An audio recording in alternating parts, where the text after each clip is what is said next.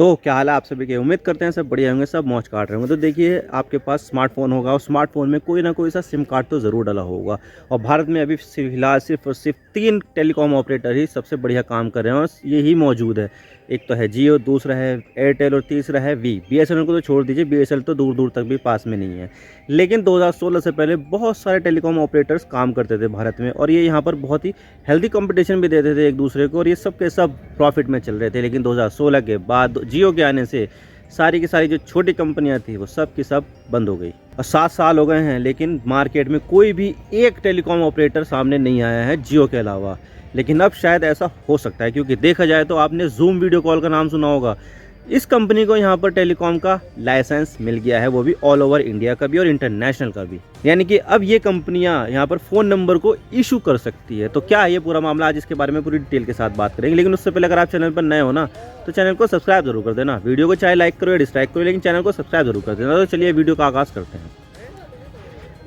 बात करते हैं मामला क्या और हम इसके बारे में क्यों बात करें। तो देखिए, आपके पास स्मार्टफोन ज़रूर होगा और ये वीडियो भी आप मोस्ट प्रोबेबली किसी स्मार्टफोन में ही देख रहे होंगे। और इसमें आपने कोई सिम भी डाली होगी जिसमें आपको इंटरनेट कनेक्टिविटी मिलती है और आप हमेशा अपनों से कनेक्टेड रहते हो। लेकिन जहां पहले कई सारी टेलीकॉम कंपनियां भारत में काम करती थी, जैसे कि आप देख सकते हैं कि पहले भारत में कई सारी टेलीकॉम कंपनियां काम करती थी, जैसे कि Tata Indicom, Videocon, Uninor, loop, spice, Reliance, Docomo और बीपीएल जैसी कंपनियां। 2016 से पहले तो सब कुछ ठीक ठाक चल रहा था और ये कंपनियां काफ़ी पैसा भी कमा रही थी, क्योंकि देखा जाए तो 2016 से पहले लोग इंटरनेट काफ़ी कम चलाते थे, क्योंकि उस समय इंटरनेट महंगा आता था। 200-250 रुपये में 1 GB इंटरनेट मिलता था, वो भी 28 दिनों के लिए मिलता था। तो आप सोच सकते हैं कि लोग लिमिटेड अमाउंट में ही इंटरनेट का इस्तेमाल किया करते थे। और मैंने खुद कई कंपनियों के सिम चलाए हैं, जैसे कि एयरसेल का मैंने चलाया है, जिसमें से 14 रुपये का रिचार्ज करवाता था और 3 दिन के लिए मुझे इंटरनेट मिल जाता था, और वो भी 2G मिलता था। फिर मैंने डोकोमो चलाया और फिर रिलायंस चलाया। और ये सारी कंपनियां पहले कॉल और SMS पर खेलती थी और पैसा कमाती थी, इंटरनेट पे कोई ज़्यादा ध्यान देता नहीं था।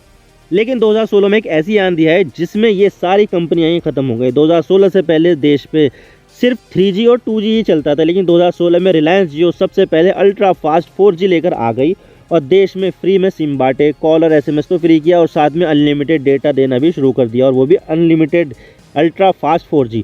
और तब देश को एहसास हुआ कि 4G डेटा क्या होता है। उसके बाद जियो से लगातार लोग जुड़ते रहे और जो पुरानी कंपनियां थी उसका साथ लोग छोड़ते गए, और इस तरह छोटे टेलीकॉम ऑपरेटर्स को नुकसान होने लगा और उन्होंने अपना कारोबार बंद कर दिया और ये कंपनियां बंद हो गई। वोडाफोन और आइडिया को भी तगड़ा नुकसान हो रहा था, लेकिन उन्होंने आपस में मर्ज कर लिया और ये कंपनी अभी भी सर्वाइवल मोड पर है, और कब ये कंपनी बंद हो जाए कुछ नहीं कहा जा सकता है। एयरटेल की भी हालत ठीक नहीं है, और इसके अलावा BSNL एक सरकारी कंपनी है, तो ये कंपनी सरकार की मदद से चल रही है। और अगर किसी कंपनी को सबसे बड़ा फ़ायदा है जो प्रॉफिट में चल रही है, तो वो कंपनी है रिलायंस जियो। अब देखा जाए तो रिलायंस जियो के पास पैसे की कोई कमी नहीं है, और इसमें गूगल और क्वालकॉम जैसी कंपनियों ने पैसा इन्वेस्ट कर रखा है, तो जियो के पास पैसे की कोई कमी नहीं है। और इसी वजह से जियो भारत की सबसे बड़ी टेलीकॉम कंपनी बनी बैठी है।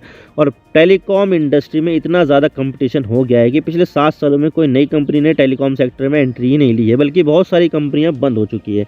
लेकिन अब शायद एक कंपनी टेलीकॉम मार्केट में एंट्री लेने वाली है, और उस कंपनी को टेलीकॉम लाइसेंस भी पूरे इंडिया का मिल चुका है। और वो कंपनी आप जानते होंगे, और वो है वीडियो कॉन्फ्रेंस की सर्विस देने वाली कंपनी जूम, जिसके बारे में आपने पेंडेमिक के दौरान काफ़ी सुना होगा। और इस कंपनी को पूरे भारत का टेलीकॉम लाइसेंस भी मिल गया है। पेंडेमिक के दौरान जो वर्क फ्रॉम होम होता था, तो तब जो कॉन्फ्रेंस होती थी तो इसी के ज़रिए ही होती थी, और इस कंपनी को बहुत ज़्यादा उठान मिल गया, बहुत ज़्यादा पॉपुलर हो गई है।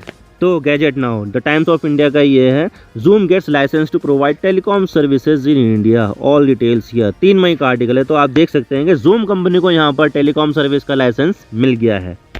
और ये है ABP लाइव का, video conferencing app Zoom gets licence to offer telecom services in India. तो आप देख सकते हैं कि जो जूम है, जो वीडियो कॉन्फ्रेंसिंग की ऐप है, जिससे पहले जो ऑनलाइन क्लासेस चलती थी, उसको यहाँ पर टेलीकॉम सर्विस ऑपरेट करने का लाइसेंस मिल गया है। 3 मई का आर्टिकल है, तो ये भी रिसेंटली ही मिला है इसको। तो आप देख सकते हैं कि जूम को यहाँ पर टेलीकॉम लाइसेंस मिल गया है, लेकिन यहाँ पर एक कैच है, और वो कैच ये है कि जूम को कॉर्पोरेट कस्टमर को सर्व करने का टेलीकॉम लाइसेंस मिला है, जिसके बारे में हम आगे बात करेंगे।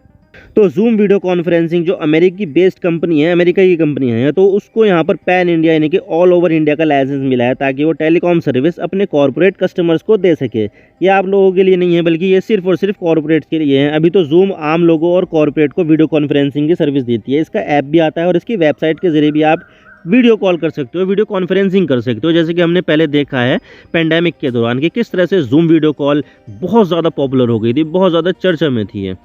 और इसी के साथ ही ZVC इंडिया यानी कि जूम वीडियो कॉन्फ्रेंसिंग इंडिया को 2 लाइसेंस मिले हैं, जो है NLD यानी कि नेशनल लॉन्ग डिस्टेंस, जो नेशनल लेवल पर कम्युनिकेशन देने के लिए है। जैसे कि मान लीजिए किसी एक्स कंपनी का हेड ऑफिस मुंबई में है लेकिन उसका एक रीजनल ऑफिस लखनऊ में है, तो ये लाइसेंस देश के अंदर ही सर्विस देने के काम आएगा। लखनऊ तो इंडिया में ही है, तो आपस में ये कनेक्ट करेगा।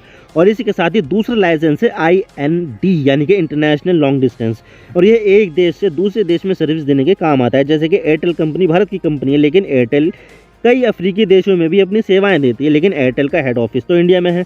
तो इसके लिए कम्युनिकेशन करने के लिए इंटरनेशनल सिस्टम होना ज़रूरी है। तो ये लाइसेंस ऐसी सर्विस देने के लिए ही लिया गया है। और इन 2 लाइसेंस से zoom company cloud based PBX यानी कि प्राइवेट ब्रांच एक्सचेंज के जरिए फ़ोन कॉल की सुविधा दे सकती है, जो बहुत ही सिक्योर होती है। लेकिन आपके मन में भी ये सवाल आ रहा होगा कि ये MNC कंपनियाँ नॉर्मल टेलीकॉम ऑपरेटर जैसे कि जियो एयरटेल की भी तो सर्विस ले सकती है ना कम्युनिकेशन के लिए।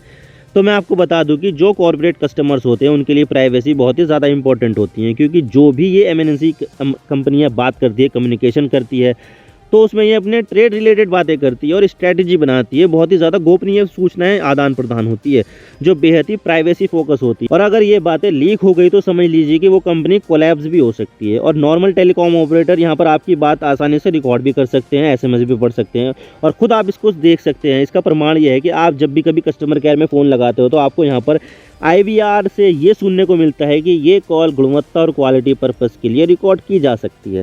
तो कंपनियां आपकी सारी बातें रिकॉर्ड कर सकती है। तो कॉर्पोरेट कस्टमर और MNC इनकी सर्विस नहीं लेती है प्राइवेसी के लिए। और इसी में ही ये जूम जैसी कंपनियां सामने आती हैं, जिनकी सर्विस महंगी तो होती है लेकिन पूरी तरह से प्राइवेसी फोकस होती है। और इसी वजह से MNC कंपनियां महंगी सर्विस होने के बावजूद भी इन कंपनियों से सर्विस लेना पसंद करती हैं। जूम से पहले भारत की सिस्को कंपनी के सहायक कंपनी वेबएक्स को भी इसी तरह का लाइसेंस मिला था। और इसी के साथ ही जूम यहाँ पर काफ़ी ज़्यादा ग्रोथ दिखा रही है, और जूम को उम्मीद है कि वो फाइनेंशियल ईयर 23 में 100% ईयर ऑन ईयर ग्रोथ दिखाएगी, यानी कि अपना बिजनेस डबल कर लेगी और इसके 55 लाख सीटें हो जाएंगी। और इतना ही नहीं, भारत में लाइसेंस मिलने से पहले जूम 47 देशों में पहले से ही काम कर रही है और कई सारी कंपनियों के साथ इसने कोलैब भी कर रखा है, ताकि अपनी सेवाएं बेहतर तरीके से डिलीवर कर सकें। और अब इसने अपने प्लेटफॉर्म में दुनिया का सबसे मशहूर और असरदार AI चैटबॉट ChatGPT को भी इंटीग्रेट कर दिया, ताकि सारी चीज़ें आसानी से हो जाए और ऑर्गेनाइज की जा सके। जैसे कि मेल्स वगैरह ऑर्गेनाइज करना हो, मीटिंग वगैरह ऑर्गेनाइज करना हो, ये सब ChatGPT के ज़रिए किया जा सकता है और कस्टमर को बेहतर सर्विस दी जा सकती है। और अभी के लिए तो जूम सिर्फ और सिर्फ MNC कंपनियों के लिए सर्विस दे रही है, लेकिन क्या पता आने वाले समय में ये कंपनी पब्लिक को भी अपनी सर्विस देती है। क्योंकि देखा जाए तो अभी मार्केट में आपको सिर्फ 3 ही कंपनियाँ मिलेगी, एयरटेल, जियो और वी का तो कुछ पता ही नहीं है। उसने अपनी अभी तक 5G सर्विस भी लॉन्च नहीं की और उसके पास फंड की भी बहुत ज़्यादा कमी है। तो वी को तो आप मैदान से हटा ही दीजिए और बाकी ये बची 2 कंपनियां।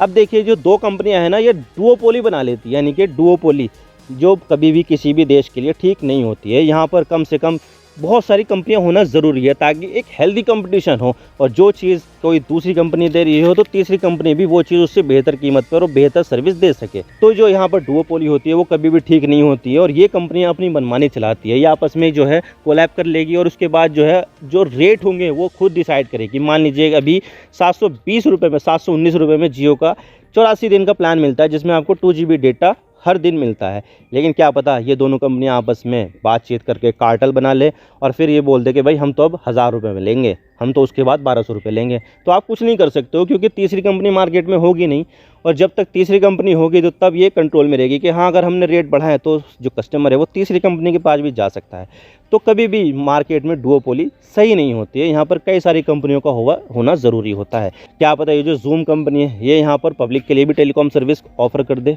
कुछ कहा नहीं जा सकता। आई होप आपको सारी बातें समझ में आ गई होगी। अगर वीडियो थोड़ी सी भी पसंद आए तो वीडियो को लाइक कर देना, वरना डिसलाइक कर देना, लेकिन चैनल को सब्सक्राइब जरूर कर देना। Thank you for watching. I really appreciate your precious time. God bless you all. Now signing off.